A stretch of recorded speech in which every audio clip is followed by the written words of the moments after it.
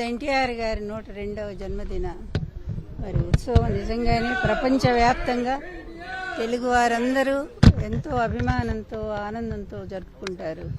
కొంతమంది మరణించినా కూడా జన్మించి ఉంటారంటానికి ఆయనే తార్కాణం.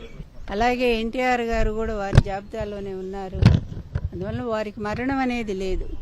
ఎన్టీఆర్ అనే 3 అక్షరాలు ఎంత బలమైనయో నిజంగానే ఏ పార్టీ వచ్చినా దేశంలో ప్రతి ఒక్కళ్ళు ఆయన పేరు స్మరించకుండా వాళ్ళ రాజకీయం జరగదనేది వాస్తవమైన విషయం.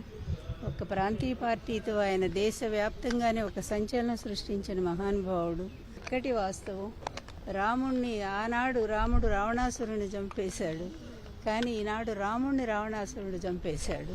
అందువల్ల ఈ రాముడి పరిపాలనలో ఆ రాముడి ఇంట్లోనే రాక్షసాంశతో జన్మించిన వాళ్ళు, రాక్షసాంశతో ప్రవేశం మరి కలిగించుకున్నటువంటి వాళ్ళు, అడుగుపెట్టినటువంటి వాళ్ళు ఈరోజు ప్రజలను కూడా చాలా రకాల ఇబ్బంది పెడుతూ ఉన్నారు.